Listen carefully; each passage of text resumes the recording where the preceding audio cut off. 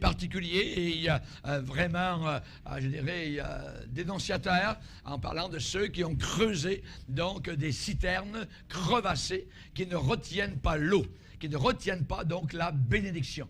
Et la psychologie moderne, qu'elle soit chrétienne ou non, eh bien ne retient pas la bénédiction donc de Dieu. Quand on a connu la puissance de l'Évangile, quand on est venu entendre l'Évangile sous l'onction de Dieu et combien nos vies ont été bouleversées littéralement, on n'a pas eu besoin de psychologue, on a eu donc, je dirais, la piqûre, je dirais pour l'éternité, on a été sauvés par la grâce de Dieu et nous ne voulons pas échanger cela et nous ne voulons pas retourner vers les hommes après être venus directement vers le Seigneur. Amen. Dans son livre L'apprenti sorcier, Mary Stewart Van Ludven, un professeur de psychologie, a révélé que l'apprentissage de la psychologie comme science naturelle, ça ne marche pas.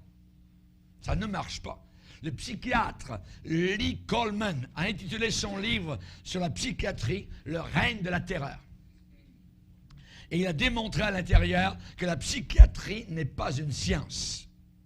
Le psychologue Roger Mills, dans son article « La psychologie devient dérangée et folle », il déclare, je cite, « Aujourd'hui, le champ de la psychologie est dans un marasme complet.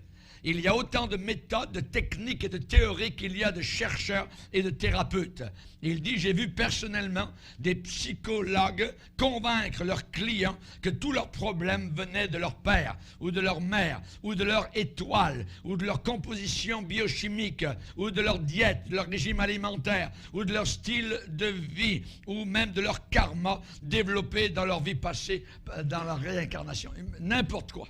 N'importe quoi. Donc, on dit aux gens, et les gens, comme c'est une science, je savais pas, et ainsi de suite. Et donc, sur des pantans, évidemment, on leur fait croire n'importe quoi. La Bible dit que ce sont des citernes crevassées. Toutes ces choses-là sont des citernes crevassées. Vers la fin des années 80, on a demandé au Sénat américain d'inclure la psychothérapie dans son programme de soins médicaux, Medicare, vous voyez.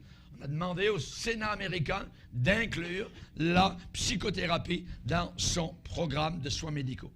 Et il y a eu une montagne d'évidence qui suggérait que la psychologie n'était d'aucune ou si peu de valeur thérapeutique que le Sénat a lancé une enquête sur ce sujet. Et le résultat de l'enquête, et je vous le dis, aucune évidence n'a été prouvée que les aides psychoanalytiques améliorent un cas. Mais au contraire, ils ont trouvé, il y a beaucoup d'évidence qu'au lieu de cela, elle fait du mal. Elle fait du mal. David a dit, je bénis l'Éternel, mon conseiller. Il faut le connaître, évidemment, pour l'avoir comme conseiller. Amen. Je bénis l'Éternel, mon conseiller. On l'appellera, dit Ésaïe, conseiller. À l'église de la fin des temps, à l'église laodicéenne, qui est une église qui sera vomie littéralement de la bouche du Seigneur, une église qui va aller en enfer, vous voyez, eh bien le Seigneur a dit, je te conseille d'acheter de moi de l'or éprouvé. Une église qui se pensait riche et qui était pauvre, vous voyez, évidemment, donc c'était complètement différent de ce qu'eux pensaient. Ils se pensaient bien vivants et ils étaient complètement morts, littéralement. Celui qui compte les étoiles et qui donne à toutes des noms, voyez, et dont l'intelligence est sans limite, peut-il me conseiller? Ai-je besoin d'aller vers un homme, voyez? Non, non, non. Et évidemment, à l'époque du Sénat américain qui cherchait à inclure cela, la psychologie, dans leur programme Medicare, le gouvernement, à l'époque, américain, a décliné l'idée d'inclure la psychothérapie dans son programme Medicare, à l'époque. Vous voyez?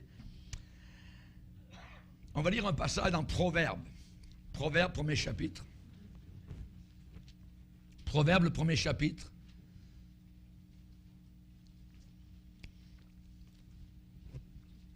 Le verset 23, Dieu va déclarer, « Tournez-vous pour écouter mes réprimandes. Voici, je répandrai sur vous mon esprit. Je vous ferai connaître mes paroles.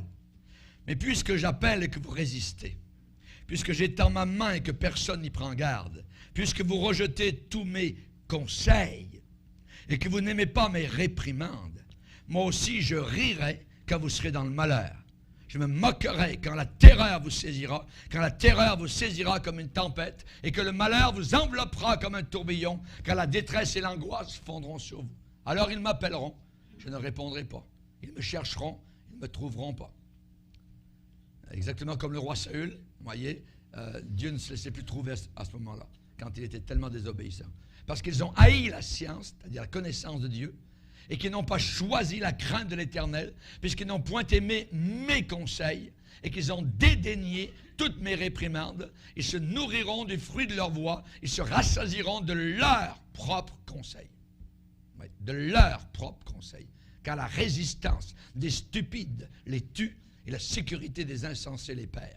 Mais celui qui m'écoute reposera avec assurance, il vivra tranquille et sans craindre aucun mal. Amen. Alléluia. Gloire à Dieu.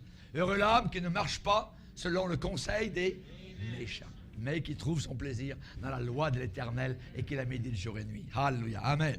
Vous connaissez Dave Hunt, vous voyez, un grand homme de Dieu que je respecte. Il a déclaré: il est difficile de comprendre comment une fausse science, une pseudo-science, qui a été tellement discréditée par ceux qui l'ont pratiquée dans le monde, peut continuer à être tenue en si haute estime par quiconque, et encore moins par ceux qui professent être habités par le Saint-Esprit de Dieu.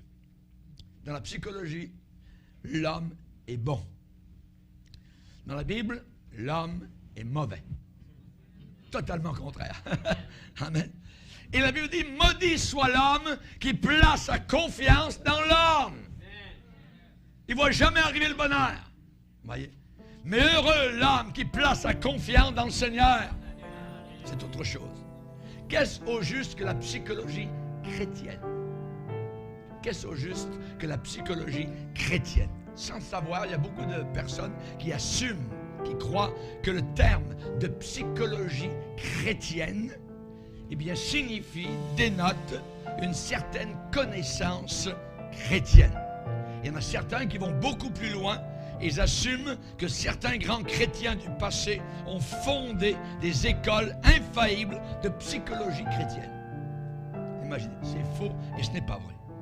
Si cela avait été le cas, Jésus-Christ, celui qui a guéri le plus de gens, voyez, de tous les temps, aurait, à ce moment-là, utilisé la psychologie pour guérir, voyez, ceux qui lui étaient présentés. Non, Jésus n'a jamais utilisé la psychologie.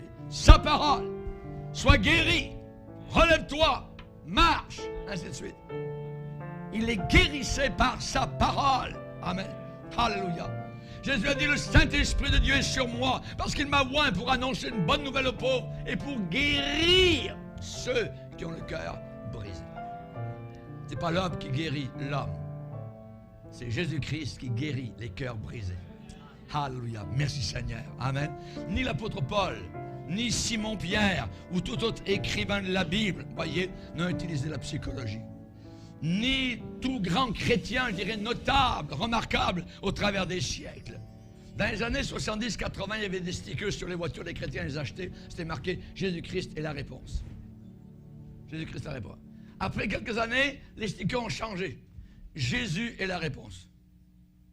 Aujourd'hui, ça a encore changé. Il est la réponse.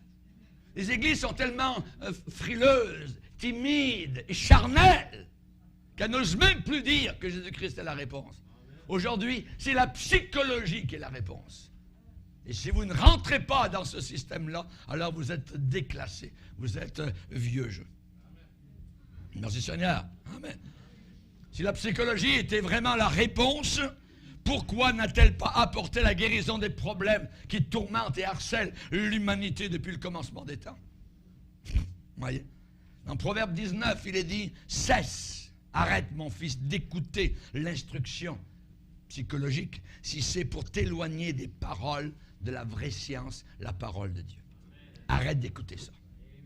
Arrête d'écouter. Si vous connaissez un psychologue chrétien et vous le voyez un jour en train de parler, sortez de là.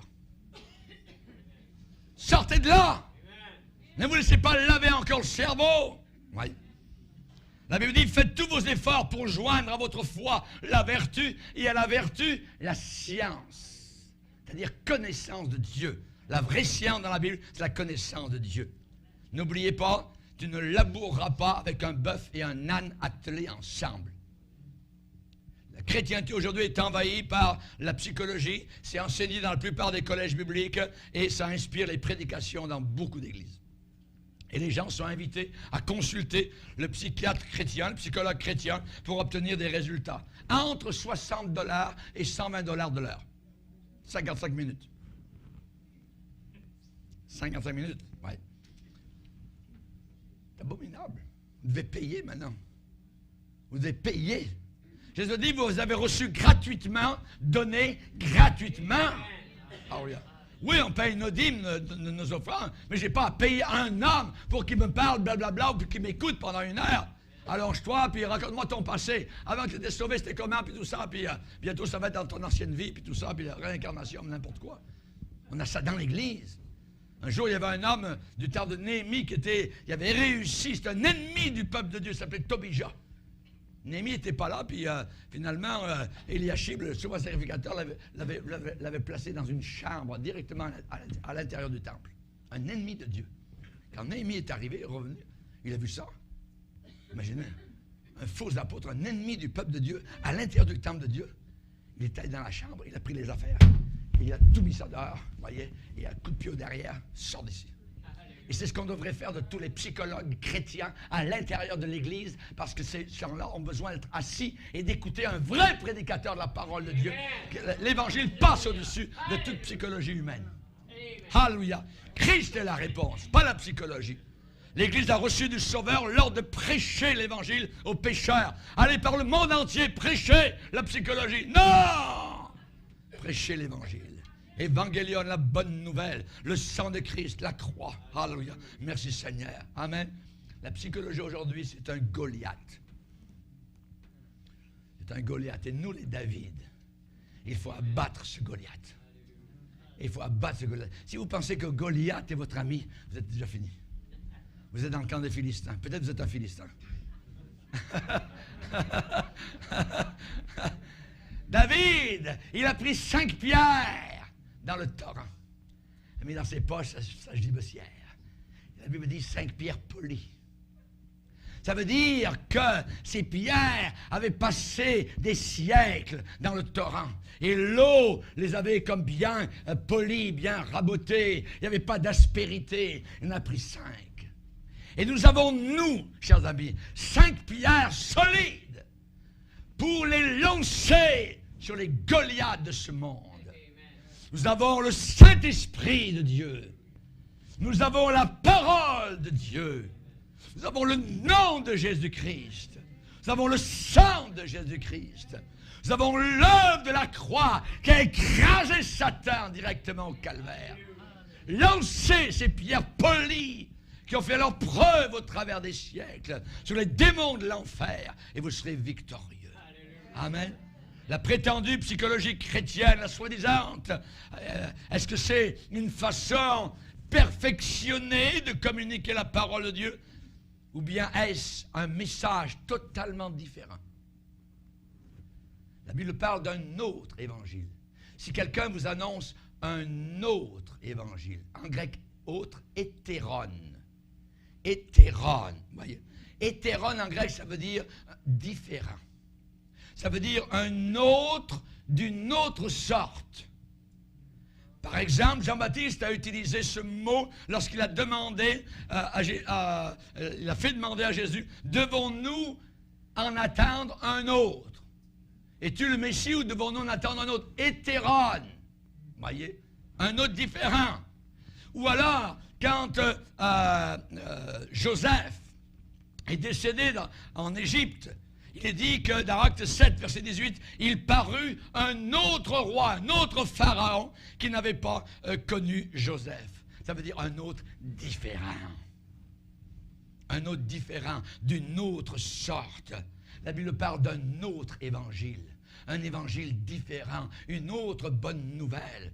Je me rappelle avec mon épouse, nous étions dans une conférence où je participais, et puis il y avait d'autres prédicateurs, puis il y en a un qui était en avant, puis il arrivait, même j'ai un de ses livres, tout ça, mais c'était tout de la psychologie. Vous voyez, les secrets d'un ministère épanoui, se connaître, s'accepter, s'assumer. Il était tellement heureux en avant, il était épanoui, on aurait dit la vraie onction de Dieu. C'était merveilleux, il en brillait littéralement. Et il disait, mais c'est merveilleux. Auparavant, les anciens nous avaient parlé de l'Évangile, mais c'est rien à côté de ce que maintenant je connais. C'est formidable, tout ça. Et finalement, on ne sait pas ce que nous sommes. Nous sommes des petits dieux, tout ça. Vous voyez? Et ensuite, à la fin de la conférence, il y avait un résumé qui était fait et donné à tous les conférenciers. Il avait marqué, ceux qui dirigeaient avaient marqué, puisque nous sommes maintenant des petits dieux, partons, annonçons l'Évangile dans les rues avec fierté. J'ai dit, hey, c'est quoi cette affaire-là? Tu vas m'enlever ça de cette chose. On n'est pas des petits dieux, parce que tu vas mourir comme un homme. Jamais on sera des petits dieux.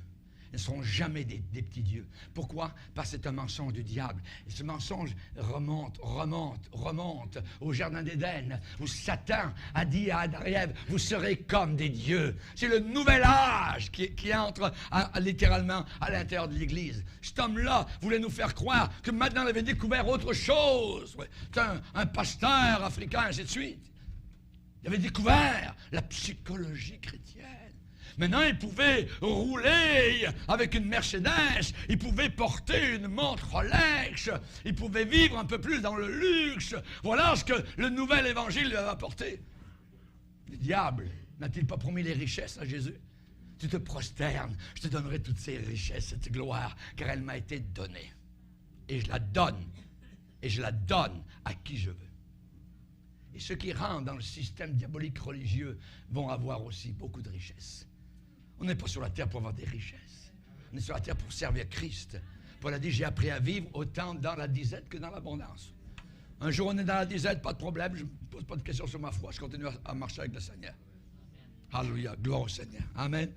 Chers amis, j'aimerais vous dire que la deuxième chose qu'il faut bien savoir, est-ce que le fondement, la base, l'assise, la fondation de la psychologie chrétienne est différente de la psychologie non chrétienne? La psychologie séculière, la psychologie du monde. On va dire qu'il n'y a pas de différence. Et même les psychologues le reconnaissent, c'est la même chose. Et même Robert Schuller a parlé avec un psychologue et qui avait fait beaucoup d'études. Ils sont arrivés à la conclusion, mais nous marchons dans le même chemin. Nous sommes pareils. Moi, j'étais la psychologie dans le monde, et vous, là, vous êtes dans la psychologie supposément chrétienne, mais c'est la même chose. Chers amis, notre objectif est quoi? De défendre la vérité. Parce que la vérité, c'est elle qui libère. Et il y a tellement de gens qui ne sont pas libérés parce qu'on ne leur dit pas la vérité. Jésus a dit, vous connaîtrez la vérité et la vérité vous libérera. Mais la vérité mélangée à l'erreur ne libère pas. C'est une soupe, simplement, voyez, qui empoisonne. Paul nous a dit combattre pour la foi. Dans Jude, il dit de combattre pour la foi qui a été transmise aux saints une fois pour toutes. Et l'évangile par lequel nous sommes sauvés, il nous sauve, cet évangile, si nous le gardons tel qu'il nous a été transmis. Sinon, vous auriez cru pour rien. Donc, Jésus va dire souvent, parce que tu as gardé ma parole, je te garderai. Tu n'as pas bougé ma parole.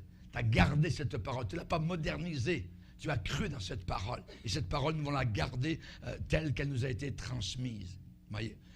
J'aimerais vous dire une chose, c'est que qu'est-ce qu'il y a de si mauvais dans la psychothérapie? La première chose, c'est que dans la psychothérapie, l'homme est une victime. Et l'homme n'est pas un pécheur. L'homme est une victime. Et l'homme n'est pas un pécheur. La psychologie moderne considère une personne comme étant une victime. Les raisons données, c'est simple. Il y en a multiples. Problèmes de famille, problèmes d'éducation, ça ne va pas avec toi, c'est à cause de tel divorce, on t'a abusé émotionnellement, ton foyer brisé, tu as reçu de mauvaise éducation, tu as été rejeté, toutes sortes d'abus sexuels, physiques, l'inceste, la violence, le viol, le divorce de tes parents, tu as eu un mauvais père, une mauvaise mère, ainsi de suite. J'aimerais vous dire une chose, nommez-moi un seul parent qui est parfait, qui a été parfait. Aucun. Il n'y en a aucun. Aucun parent. Et la Bible déclare dans Hébreux 12 que tout parent va punir ses enfants. Mais tout d'un coup, nous, comme génération, on en veut à ceci, on en veut à ma mère, on en veut à mon père, on en veut aux voisins, aux circonstances. C'était pas un bon quartier, c'était pas ci, c'était pas ça, c'est un mauvais pays, ainsi de suite. Et dans la psychologie, l'homme n'est pas pécheur. L'homme est une victime. Ça, c'est très grave. La souffrance intérieure de la victime, on leur dit, parce qu'il souffre intérieurement, c'est cela qui a créé une conduite perturbée. La victime, à ce moment-là, elle attend ça. La victime, elle est poussée, elle est portée à croire qu'elle a été blessée psychiquement à cause de la conduite de quelqu'un d'autre. C'est quelqu'un d'autre. Si tu souffres aujourd'hui, ce n'est pas ta faute. C'est la faute de quelqu'un d'autre. Oui. On connaît ça. On connaît le violon. Voyez. Dieu vient vers Adam. Voyez. Adam, comment ça se fait que tu sais que tu es nul? Pourquoi tu t'es caché? Ah, c'est pas moi, c'est ma femme. Dieu va vers la femme. Comment ça se fait? Adam qui a un problème. Hein? C'est pas moi, c'est le diable. Ça. Voyez. Et ainsi de suite. C'est pas d'aujourd'hui. Et dans la psychologie diabolique, vous n'êtes jamais des pécheurs. Vous êtes tous des victimes. Et vous souffrez parce que vous avez été une victime. Alors, dans une conférence, il y en avait une qui disait, embrassez-vous. Vous vous aimez, vous vous aimiez. Voyez. Montrez-moi que la Bible me dit de nous aimer. La Bible dit au contraire de renoncer à soi-même, de mortifier la chair, de crucifier la chair. C'est le contraire de la psychologie. Le raisonnement est le suivant, quelqu'un qui souffre fait souffrir les autres. Alors la solution, c'est de donner à la personne blessée le sentiment de sa propre valeur. Comme tu as de la valeur, voyez. Lui faire comprendre que ce sont les autres qui sont la cause et la raison de sa souffrance. La psychologie enseigne que le manque d'estime de soi peut être corrigé. Comment ça? En comprenant soi-même, en comprenant la source, la cause de cette conduite perturbée. Alors, allongez-vous, parlez-moi, venez dans mon bureau, et là, raconte-moi ton passé, tout ça. Et on remonte les poubelles du passé, on remonte tout ça, et ainsi de suite. Voyez, non. Pour, supposément, résoudre les problèmes d'aujourd'hui. Jamais de la vie. Mon problème, moi, il est à la croix. Mon problème, je le place au pied de Jésus, je prie le Seigneur, je demande au Seigneur qu'il m'aide. Et pendant 40 ans que j'ai suivi le Seigneur, il m'a toujours aidé par la prière, le chercher. Dans la vie de David, on voit souvent, et David chercha l'Éternel. David invoqua l'Éternel. Voyez. Amen. Merci Seigneur. Faire remonter le passé à la surface ne résoudra rien du tout. Rien du tout. Voyez. Le passé, les poubelles, pour mener une bonne vie chrétienne aujourd'hui. Vous voyez comment c'est complètement insensé. C'est fou. C'est idiot de faire remonter à la surface les poubelles du passé pour aujourd'hui mener une bonne vie chrétienne. Jamais de la vie. Tout est cancellé à la croix. Tout est annulé à la croix. Dieu dit qu'il oublie le passé. Nos péchés sont dans le fond. Et eux, ils les remontent. Voyez, ils vont à la pêche. Ils remontent. Hein? Dis-moi, si tu souffres, c'est parce que tout ça, vous voyez. Quand tu étais petit, peut-être dans ton subconscient, tu ne te rappelles pas, mais peut-être on peut t'inoptiser, tout ça, puis les églises inoptisent aussi. Pour tomber par terre, vous avez un bénigne qui vous arrive, vous avez un inoptiseur.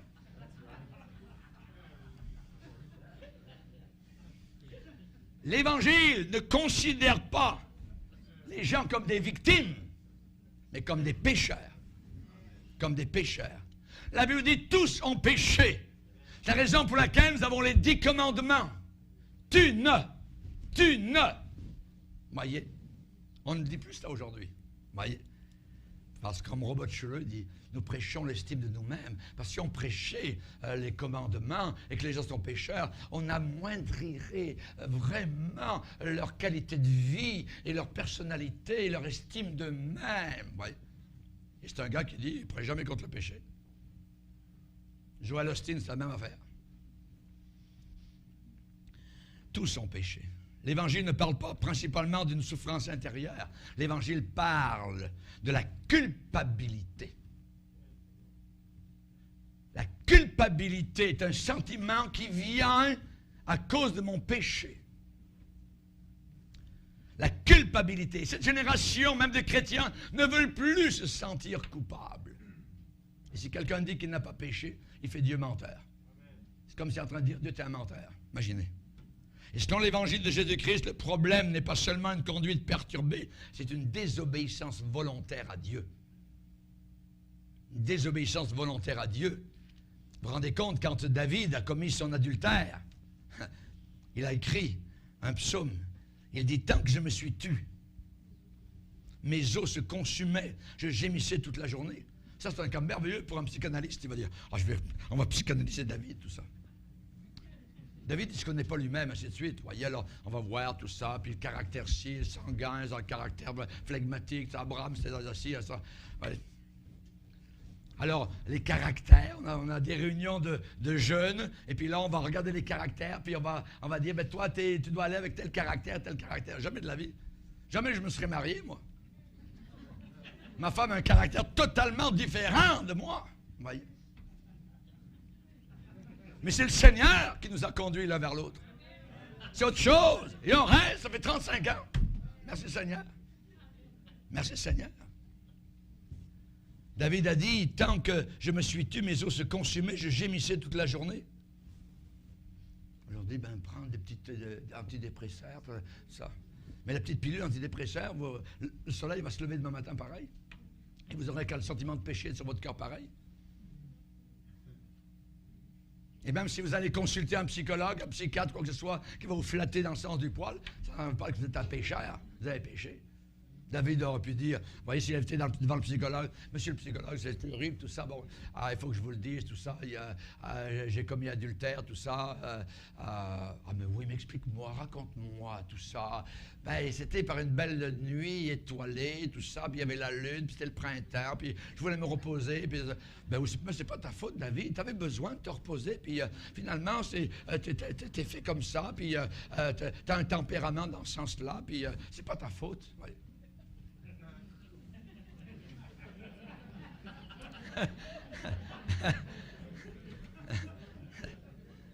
La Bible dit, tu ne commettras pas d'adultère. Tu ne commettras pas d'adultère. Je t'ai fait connaître mon péché. Et je n'ai pas caché mon iniquité. J'ai dit, j'avouerai mes transgressions à l'Éternel. Et tu as effacé la peine, la douleur. Cette culpabilité a disparu. Alléluia. Gloire à Dieu, c'est là le salut. Heureux l'homme à qui Dieu n'impute pas son péché. C'est merveilleux le salut. C'est de la folie la psychologie. Voyez. J'aimerais vous dire qu'une victime peut toujours accuser quelqu'un d'autre pour sa condition de blessure psychique. Voyez. Mais un pécheur doit confesser son péché. Confesser son péché. Si nous confessons nos péchés, il est fidèle et juste pour nous les pardonner, nous purifier de toute iniquité. Merci Seigneur. Amen.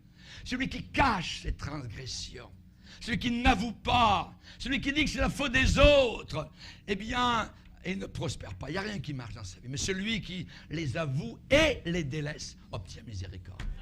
Alléluia. Gloire au Seigneur. Avec la culpabilité, eh bien, c'est que je suis responsable de mes choix.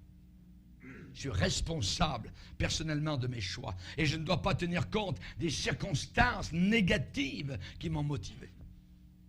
C'est moi. J'ai péché. C'est pas la faute de l'autre, c'est pas ma mère, c'est pas mon père, c'est pas... on peut mettre le doigt sur n'importe qui, vous voyez. Avec la psychologie, une conduite perturbée peut changer. Vous savez comment ils enseignent? Si je corrige mes sentiments envers moi-même. Vous voyez comme c'est tordu, serpent. C'est pour ça que bisous, bisous. La conférencière, l'autre jour, elle a demandé à tout. Embrassez-vous la main. Dites, je m'aime. C'est ça la folie à l'intérieur de l'Église. À l'intérieur de l'Église, voyez. Jim Dobson fait bien faire. Comment ma conduite perturbée peut changer, dit la psychologie, si je corrige mes sentiments envers mes circonstances. Alors, élève ton estime de toi-même. Augmente ton estime de toi-même. Mais selon l'Évangile, c'est autre chose. Selon l'Évangile, la désobéissance exige la repentance. C'est la raison pour laquelle, dans cette Bible qui est complètement, n'achetez jamais ça, vous voyez, la NBS, on a enlevé le mot repentance. Vous voyez, vous n'avez même plus besoin de vous repentir, simplement changer radicalement. Vous voyez. Mais je peux changer radicalement de voiture, je peux changer radicalement de couleur de mes cheveux, je peux changer radicalement de lunettes, vous voyez, mais je ne me suis pas repenti. Vous voyez comment c'est ces Bibles-là? Une bonne Bible que vous devriez acheter, c'est la Bible Esprit et Vie. Elle s'appelle Esprit et Vie. C'est une très bonne Bible. Esprit et Vie. Vous voyez? Chers amis, selon l'Évangile, la désobéissance exige la repentance. Donc, dorénavant, ça va être quoi? Ça va être l'obéissance à Dieu et à la parole de Dieu. Si vous m'aimez, gardez mes commandements. C'est là où le pneu touche l'asphalte. C'est pas je t'aime Seigneur, je t'aime, alléluia, puis t'es merveilleux, puis désobéir à l'année longue. Si vous m'aimez, gardez mes commandements, obéissez à ce que je vous ai commandé. Il y a des commandements dans le Nouveau Testament. Oui. Devenir obéissant, être des enfants obéissants.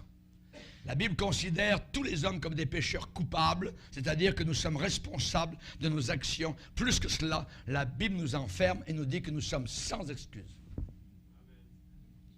Sans excuse. Et dans la psychologie, les gens, on les remplit d'excuses. On les remplit d'excuses. C'est pas moi. C'est pas ma faute. C'est ma sœur qui a cassé la machine à vapeur. C'est pas moi, c'est jamais moi. Ouais. La Bible dit tous ont péché. Oui. Tous ont péché. Et nous avons tous l'ordre de nous repentir. Dieu ordonne à tous les hommes en tout lieu qu'ils doivent se repentir. Parce qu'il a fixé un jour où il jugera le monde par l'homme qu'il a désigné et ce dont il a donné à tous une preuve certaine en le ressuscitant d'entre les morts.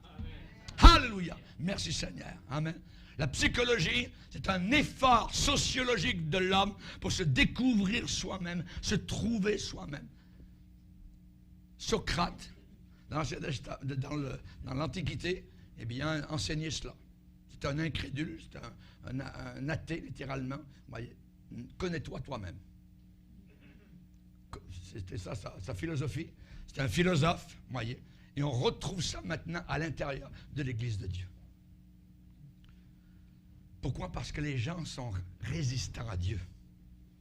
Ils résistent, ils regimbent contre ce que Dieu demande. Ils ne veulent pas s'abandonner au Créateur et au Sauveur. Dans la psychologie, à la base, l'homme est bon. Si vous arrivez, vous évangélisez et que vous dites aux gens, vous savez, l'homme est très méchant, oh ouais, mais il y a beaucoup de bonnes personnes. L'homme est bon quand même au fond de son cœur. Complètement faux. Complètement faux. La Bible dit que le cœur de l'homme est tortueux et méchant par-dessus tout. Et méchant par-dessus tout. Voyez. Si vous voulez voir l'enfer, regardez votre cœur. Plongez un regard honnête au fond de votre cœur. Dans la psychologie, l'homme est bon à la base. Il ne possède pas une nature dépravée, pécheresse, adamique. Robert Schuller, par exemple, ce prédicateur qui est vu par des millions de personnes autour de la terre, qui a la cathédrale de verre en Californie, Robert Schuller a rendu cette fausse idée acceptable avec son faux enseignement de pensée positive. Et le clairon, je dirais la trompette constante aujourd'hui de prédication actuelle, c'est toujours le potentiel humain.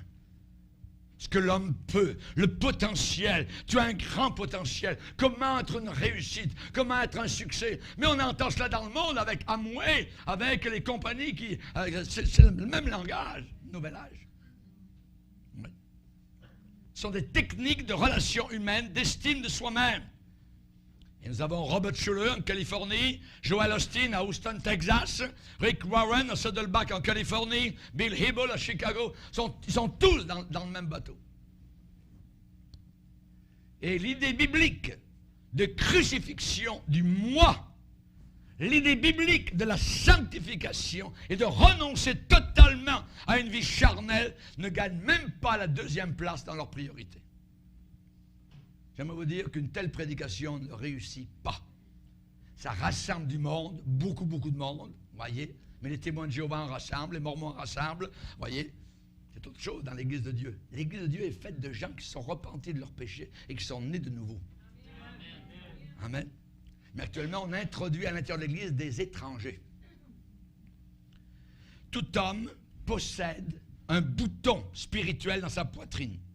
Et la seule personne qui peut le trouver, c'est le Saint-Esprit, pas le psychologue chrétien. C'est le Saint-Esprit. Et il vous parle, jour et nuit. Au point même où parfois vous n'arrivez même pas à dormir. Et il va vous prêcher, il va vous prêcher. Son doigt noueux est toujours sous votre main. Tu n'aurais pas dû faire ça. Tu es un pécheur, repens-toi. Christ est mort à ta place. Viens à la croix. Ça, c'est la prédication de conviction du Saint-Esprit. Amen. Gloire au Seigneur. Chers amis, c'est le premier pas et l'unique, je dirais le seul, vers la rédemption, le salut et la délivrance. Voyez. Faire quoi? Confesser que nous sommes en banqueroute totale. Nous sommes une banqueroute totale, complète. Et je l'avoue. Et c'est là que la vérité me libère. Quand je reconnais que j'ai offensé Dieu. Et je me repens avec pleurs. Et des pleurs salées, amères. Pardon, Jésus. Tu as tant fait pour moi. Sur la croix de Golgotha. Chers amis, la prédication psychologique ne peut pas réussir. La Bible appelle cela la confession de péché. Le vrai évangile, c'est confesser nos péchés. Le fils prodigue, quand est-ce qu'il a commencé à aller mieux? Quand il a dit « j'ai péché ». Ce sont les deux mots que cette génération ne veut jamais avouer. J'ai péché. Cette génération ne veut pas le déclarer. Robert Schuller, je vais vous citer ce qu'il déclare. Dans son livre « Self-Esteem, New Reformation », Nouvelle réforme, l'estime de soi-même. C'est son livre, ça a été envoyé gratuitement à tous les pasteurs d'Amérique. Des milliers, des dizaines de milliers ont reçu ce livre à leur maison. Sur la couverture du livre, l'annonce dit « Nous déclarons dans ce livre avec force que les églises chrétiennes, les cantiques, la prière et les interprétations spirituelles ont assiégé la dignité de la personne. » Le docteur Schuller lance un défi à toute théologie qui glorifie la mortification de la chair. Le contraire de ce que la Bible enseigne. Cette déclaration, je dirais pour nous personnellement, devrait nous faire jeter à la poubelle son livre. Pourquoi? Parce que toute étude sérieuse du christianisme, du Nouveau Testament, identifie clairement deux choses. La nature pécheresse de l'homme. 2, la mortification, cette mauvaise nature, par le sang de Jésus-Christ et par le Saint-Esprit. Faites mourir les actions du cœur par le Saint-Esprit, en étant remplis du Saint-Esprit. Amen. Ce sont les deux vérités de base, je dirais, en théologie chrétienne. Et sans ces deux vérités, la mort de Jésus-Christ est une honte inutile. Maintenant, est-ce que les personnes sont malades ou alors c'est la convoitise de la chair? La psychologie, cette philosophie, dit que quelqu'un souffre d'alcoolisme. Souffre d'alcoolisme. C'est drôle parce que la Bible dit, ma Bible dit, ne vous y trompez pas, aucun alcoolique n'entrera dans le ciel. Oh. Est-ce que Dieu va envoyer des malades en enfer? Non. Il envoie des pécheurs en enfer. Mais la psychologie dit que ces gens-là souffrent d'alcoolisme. Ça veut dire que les ha-ha, c'est zéro. La Bible, c'est tout. C'est Christ qui libère l'alcool. La psychologie ne parle pas du péché d'ivrognerie. La psychologie ne parle pas du péché d'ivrognerie. Mais vous êtes un malade. Vous êtes devenu malade. Vous ne pouvez pas vous passer de la bière. Vous ne pouvez pas passer d'alcool. Le matin, en vous levant, dans le frigo tout de suite. Vous êtes un malade. Vous êtes malade. Vous n'êtes pas malade, vous êtes un pécheur. Vous êtes un pécheur, c'est la convoitise de la chair. Vous êtes lié, littéralement. la débauche sexuelle, l'adultère, ne sont pas considérés dans la psychologie comme étant des péchés. Vous savez comment ils disent? C'est seulement une trop grande liberté sexuelle. Vous permettez trop de choses. Vous voyez, c'est pas un péché. La colère. La psychologie qualifie la colère de conduite impulsive, etc., etc. Ils ont trouvé des mots. Vous voyez? Et ces péchés sont regardés comme étant des maladies. Mais une maladie doit être traitée. Une maladie, c'est quelque chose qu'on attrape. Une maladie nous est transmise sans notre volonté. Donc, il faut la faire traiter par un professionnel de la santé, un médecin, un psychiatre, un psychothérapeute, un biologiste. Voyez, les jeux compulsifs, voyez, les jeux de hasard, c'est des malades. Ils sont malades, ils sont pris là, dans la machine. Ils sont malades, voyez. C'est pas vrai. La Bible dit qu'ils sont des cupides. Et qu'aucun cupide, ce qui est une idolâtrie, n'entrera dans le ciel.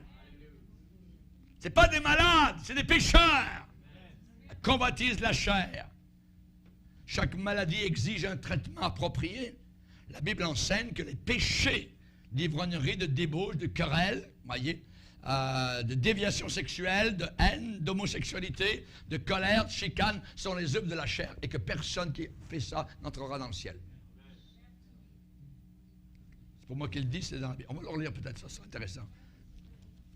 Galates 5.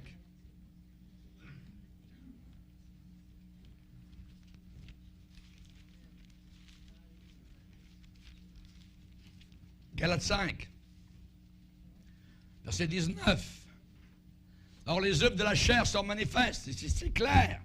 Sont l'impudicité, l'impureté, la dissolution, l'idolâtrie, la magie, les inimitiés, les querelles, les jalousies, les animosités, les disputes, les divisions, les sectes, l'envie, l'ivrognerie, les excès de table et les choses semblables. Je vous dis d'avance, comme je l'ai déjà dit, que ceux qui commettent de telles choses n'hériteront point le royaume de Dieu.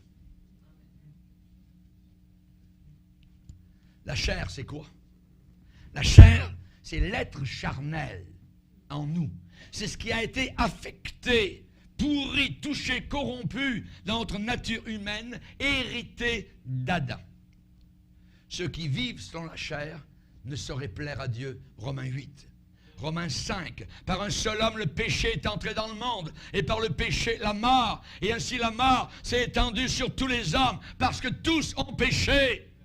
Et de même, par un seul acte de justice, la justification qui donne la vie s'étend à tous les hommes. De même, par l'obéissance d'un seul, beaucoup seront rendus justes.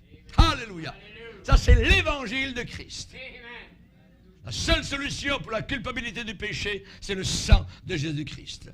La seule solution pour combattre les convoitises de la chair, c'est pas se connaître soi-même, c'est le Saint-Esprit qui nous donne une puissance surnaturelle pour faire mourir ses péchés et nous faire vivre une vie sainte et propre. Alléluia. Gloire à Dieu. Si vous vivez selon la chair, vous mourrez. Mais si par l'Esprit vous faites mourir les actions du corps, vous vivrez. La responsabilité de marcher selon l'Esprit incombe aux chrétiens et les résultats sont garantis. Amen. Mais voilà, le problème, c'est que pour l'homme psychologique, il n'y a pas besoin d'un sauveur. Il n'y a même pas besoin d'un sauveur. Pourquoi? Parce qu'on n'est pas perdu. On n'est pas perdu, tout le monde va au ciel. Vous n'avez qu'à voir, aller dans une église catholique, lorsqu'il y a un enterrement, le curé les envoie tous au ciel. Ils vont tous au ciel. Oui. Il n'y a pas de jugement.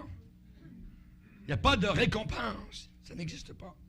Qu'est-ce que la Bible dit? L'homme animal ne reçoit pas les choses de Dieu.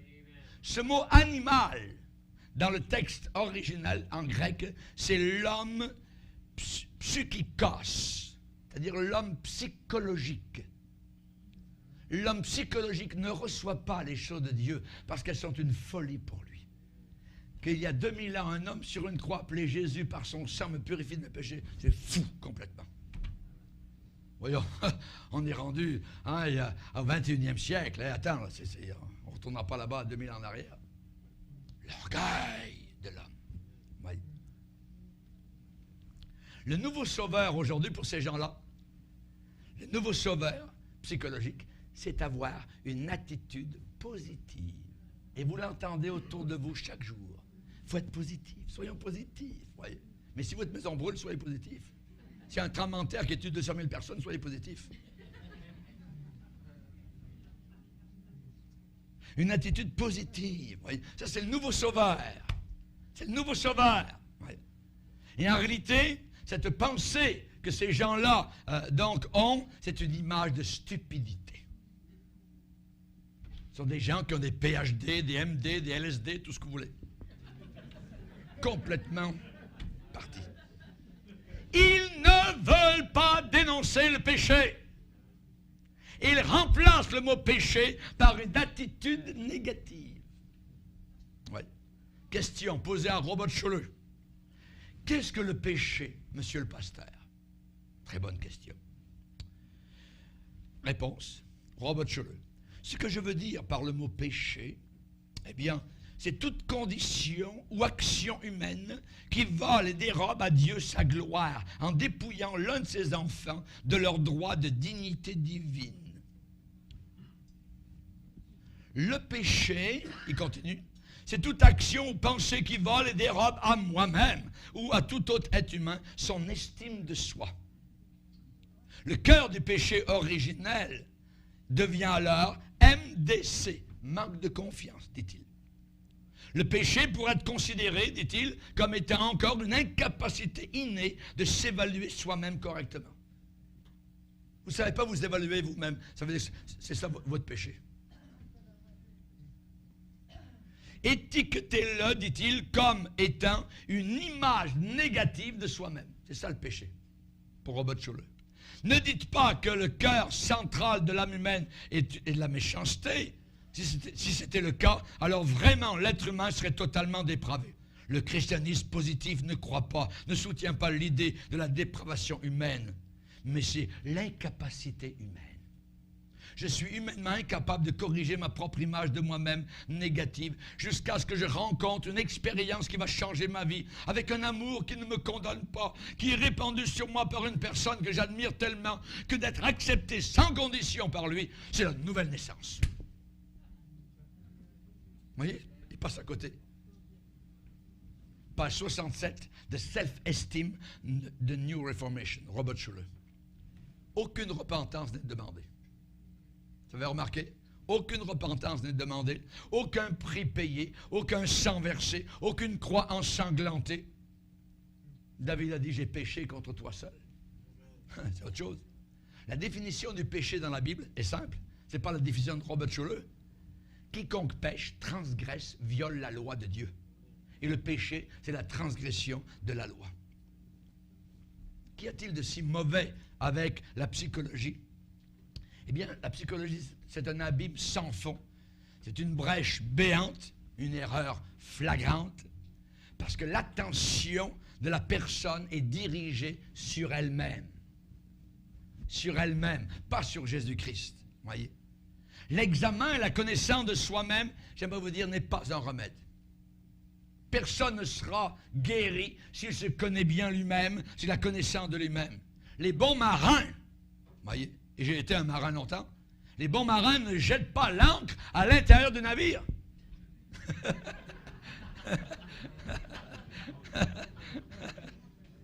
Amen.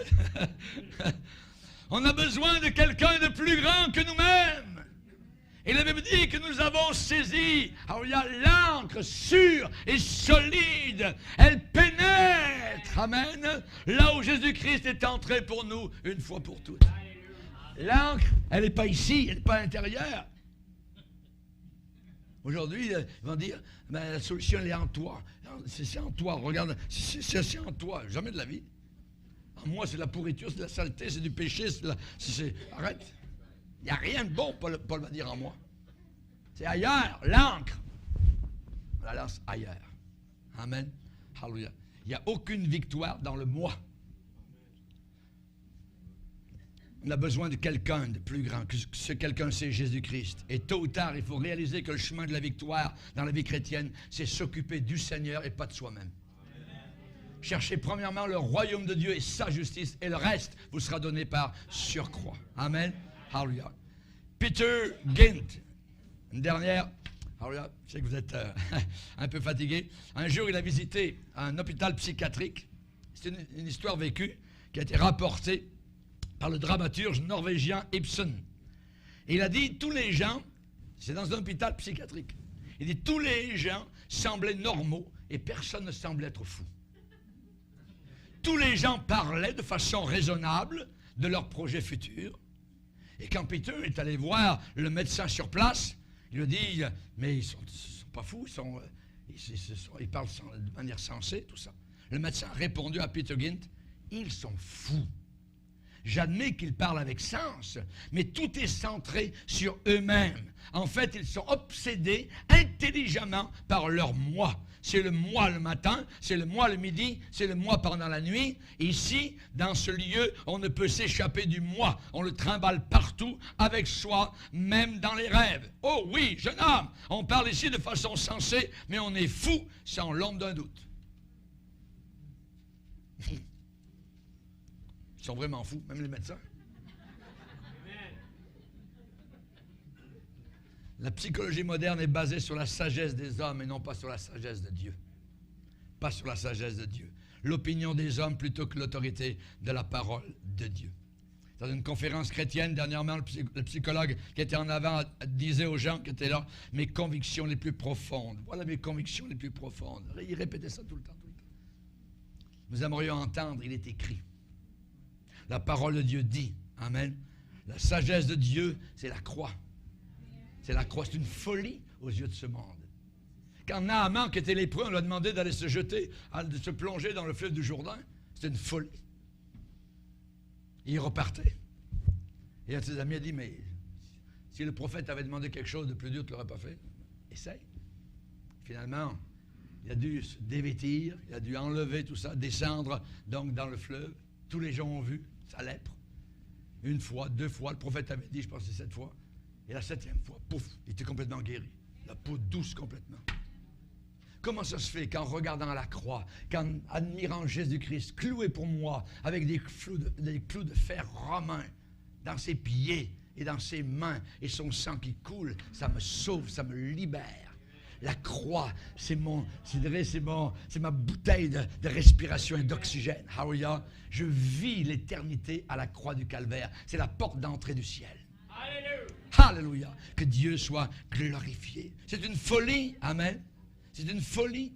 Mais la lèpre de Naaman était partie quand il a obéi. Quand il a obéi. La psychologie, c'est un cheval de Troie. Un cheval de Troie. La Bible parle de cette sagesse qui n'est pas de Dieu. C'est celle qui vient, ce n'est pas celle qui vient d'en haut. Et Jacques va dire, elle est terrestre, elle est charnelle, elle est diabolique. Elle est diabolique. Si vous voulez jouer avec le diable, allez-y, pas moi. Oui, pas moi. Il y a une diversité d'opinions vis-à-vis de la psychologie. C'est visible. Vous savez qu'il existe plus de 250 systèmes de psychothérapie.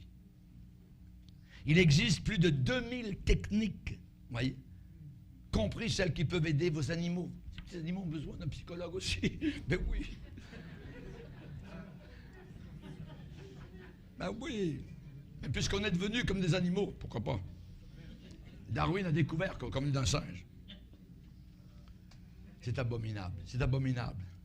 En terminant, je vous dirais que cette tendance comporte un élément très, très dangereux. C'est que la raison humaine, l'intelligence humaine remplace la parole de Dieu pour résoudre les problèmes émotionnels des gens. Vous voyez? En réalité, ce qui s'est passé, c'est exactement ce qui s'est passé lors du temps de Roboam. Son père s'appelait Salomon. Et Salomon, lorsqu'il sortait en ville à Jérusalem, il avait des gardes. Et les gardes avaient des boucliers d'or, totalement en or. Mais un beau jour, Salomon est mort et son fils a pris la place. Et son fils n'a pas suivi le Seigneur comme le père. Alors Dieu a envoyé le roi du sud, Shishak, le roi égyptien. Et il est monté attaquer Jérusalem. Et à Jérusalem, il a pris tous les boucliers d'or et il est reparti chez lui. Et Roboam, il n'y a plus de boucliers. Alors quand il voulait aller dans les rues de Jérusalem, il fallait prendre des gardes avec des boucliers. Mais il n'y avait plus d'or. Alors il a fait faire des boucliers d'airain. Les gens le voyaient passer. Ah ouais, c'était pas comme du temps de son père. Le temps de son père, c'était les boucliers d'or. Lui, c'est des boucliers d'air. Second ordre. Et l'Église est en train de descendre à un second ordre avec la psychologie chrétienne, supposément. Avec des réponses qui ne sont pas fondées sur la parole de Dieu. Avec une philosophie qui n'est pas basée sur les principes bibliques et spirituels. Ça peut apporter un soulagement temporaire. À la longue, le résultat peut être très décevant et très dommageable même. Moi, je me confie en celui qui donne des noms à toutes les étoiles et dont l'intelligence n'a pas de limite. Il est un sauveur glorieux, un sauveur merveilleux. En terminant, je vous dirai une chose, c'est que dans l'Église va-t-elle survivre? L'Église va-t-elle survivre? Je veux dire oui. Elle va survivre, puisque le Seigneur a dit, je bâtirai mon Église. Et les portes de l'enfer ne prévaudront pas contre elle. Amen. Les églises aujourd'hui ont des enseignements, des classes sur l'alcoolisme pour les alcooliques, des classes pour ceux qui sont adonnés à la drogue, pour ceux qui ont des phobies, les programmes en 12 étapes, sur les mangeurs anonymes, ceux qui mangent jour et nuit puis qui se font vomir, ainsi de suite. Les églises ont des programmes n'importe qui, n'importe quoi. Vous voyez? Ils ont simplement remplacé l'Évangile à la bonne vieille façon par le mensonge de la psychologie et de l'estime de soi-même. Une dame un jour disait au pasteur, pensez-vous que la Bible, le Saint-Esprit et le sang, c'est une sorte de guérison pour tous les maux? Et le pasteur de répondre a presque crié, mais madame, vous ne pouvez pas le dire d'une meilleure manière? Oui, oui, oui, 1000 fois oui. Il y a très peu de gens qui ont le sens aujourd'hui du danger qui est encouru. Nous savons qu'il y a quelque chose qui ne va pas bien, mais nous ne savons pas où mettre le doigt dessus. La pensée psychologique, c'est le début de notre chute, de notre banqueroute comme chrétiens. Chers amis, aujourd'hui, les concepts de différence, voyez, de divergence, de distinction, d'opposition entre la lumière et les ténèbres est perdu. On ne fait même plus la différence. Et on n'enseigne plus cette différence. Et Dieu va le dire, il n'enseigne plus la différence. Voyez, les ténèbres sont devenues notre maître. Et les deux ne peuvent pas coexister.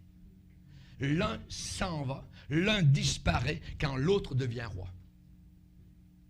Si les ténèbres s'en vont, la lumière devient roi.